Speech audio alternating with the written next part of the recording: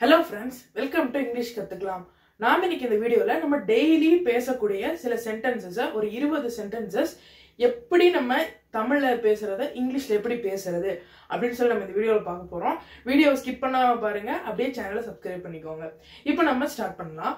So first one, நான் வேண்டுமென்றே செய்யவில்லை. நான் வேணுக்குனே செய்யல, இத தெரியாம பண்ணிட்டேன் அப்படி நம்ம சொல்லுவோம்ல.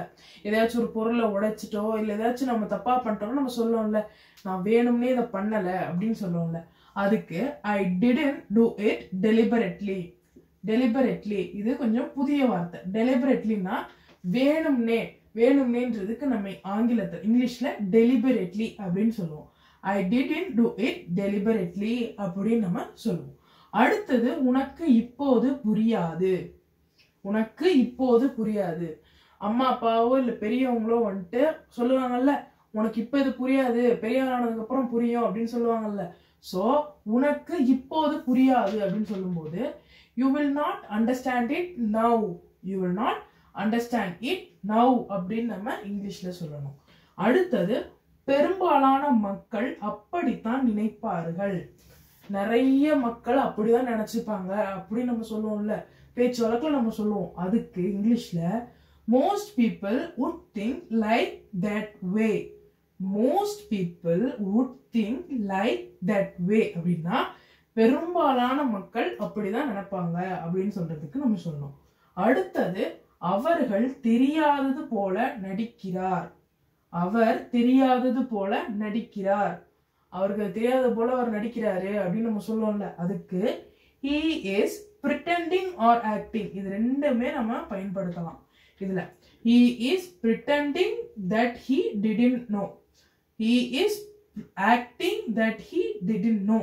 இப்படி நம்ம ரெண்டையுமே சொல்லலாம். அவர் தெரியாதது போல நடிக்கிறார் அப்படின்றதுக்கு he is pretending or acting that he didn't know அப்படின்னு நாம இங்கிலீஷ்ல சொல்லணும். அடுத்தது, வெறுங்கையுடன் செல்லாதே, அதாவது வெறுங்கையோட போகாத அப்படின்னு சொல்லுவாங்கல்ல. ஏதாச்சும் ஒருத்தவங்க ரிலேட்டிவ் வீட்டுக்கோ இல்லை கல்யாணத்துக்கோ நம்ம போகும்போது வெறுங்கையோட போகக்கூடாது அப்படின்னு சொல்லுவாங்கல்ல. அதுக்கு நம்ம இங்கிலீஷ்ல don't go empty handed. don't go empty handed அப்படின்னு நம்ம சொல்லணும். அடுத்தது, அவரை கண்மூடித்தனமாக நம்பாதீங்க. அவங்கள வந்துட்டு கண்மூடித்தனமா கண்ணை மூடிட்டே நம்பாதீங்க அப்படின்னு நம்ம சொல்லுவோம்ல. அதுக்கு don't believe him blindly அப்படின்னு நம்ம சொல்லணும். இங்க இந்த கண்மூடித்தனமாக அப்படின்ற வார்த்தைக்கு blindlyன்னு அர்த்தம். அவரை நம்பாதீர்கள் அப்படின்னு நம்ம சொல்றதுக்கு don't believe himன்ற வரைக்கும் சொன்னா நம்ம போதும்.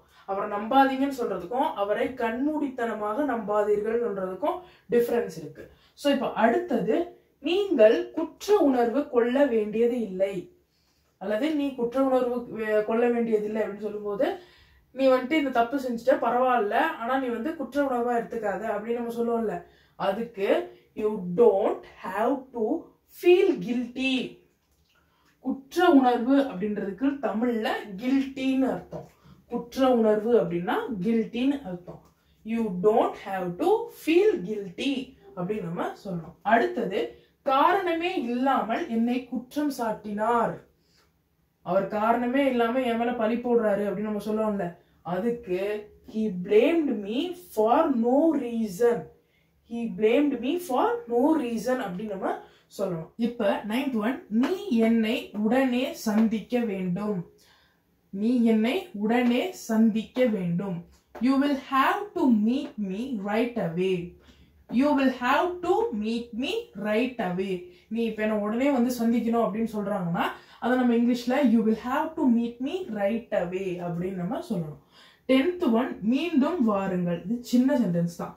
மீண்டும் வாருங்கள் அப்படின்னும் போது நம்ம ஃபேமிலி ரிலேட்டிவ்ஸ் யாராச்சும் வீட்டுக்கு வந்துட்டு போகும்போது நம்ம சொல்லுவோம்ல, திரும்பவும் வாங்கன்னு. அதைத்தான் இங்க மீண்டும் வாருங்கள்னு சொல்றோம். do come again.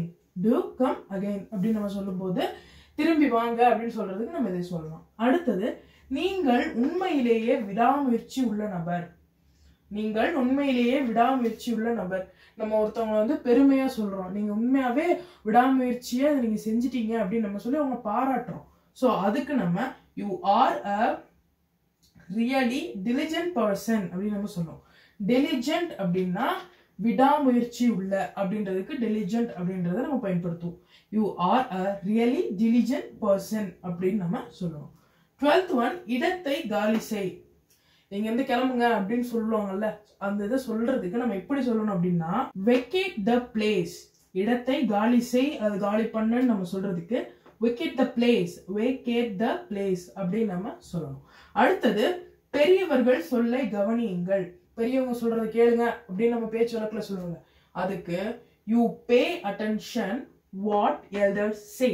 You pay attention what elders say. இங்க நம்ம டூவும் சொல்லலாம். You pay attention to what elders say.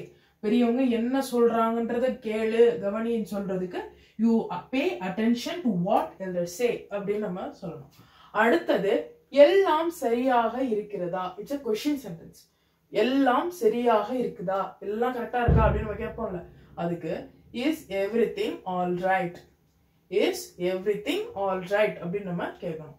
15, என்னால் இரவு முழுவதும் தூங்க முடியவில்லை. நம்ம பேச்சு வழக்குல சொல்றது எப்படி சொல்லுவோம், என்னால நைட் ஃபுல்லா தூங்கவே முடியல அப்படின்னு நம்ம சொல்லுவோம்ல, அதுக்கு I couldn't sleep all night. I couldn't sleep all night அப்படின்னு நம்ம சொல்லணும். அடுத்தது அதை என்னிடம் விட்டு விடுங்கள். அதை என்கிட்ட விட்டு நான் பாத்துக்கிறேன் அப்படின்னு நம்ம சொல்லுவோம்ல, அதுக்கு leave it up to me.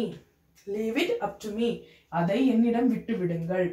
அடுத்தது நான் ஒரு தவறு செய்து விட்டேன். நான் ஒரு தப்பு பண்ணிட்டேன் அப்படின்னு நம்ம சொல்லுவோம்ல, அதுக்கு I made a mistake. I made a mistake. இங்க நான் ஒரு பெரிய தவறை செய்து விட்டேன்.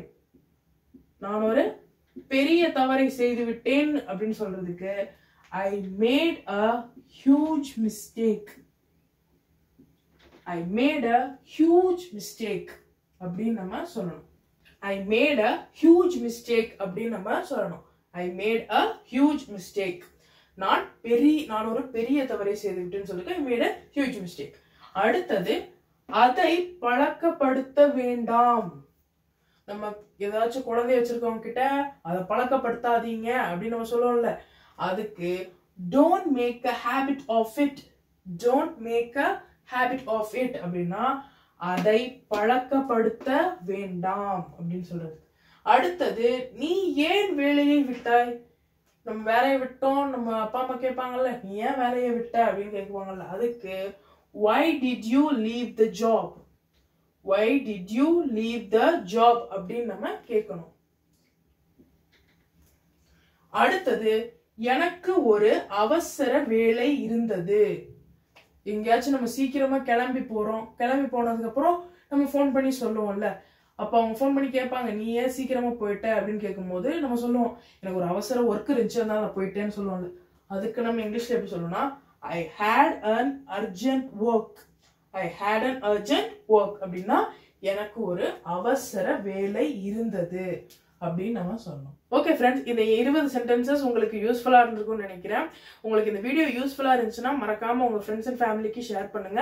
இந்த வீடியோக்கு ஒரு லைக் பண்ணிட்டு இங்கிலீஷ் கத்துக்கலாம் சேனலை சப்ஸ்கிரைப் பண்ணி வச்சுக்கோங்க. தேங்க்யூ ஃபார் வாட்சிங்.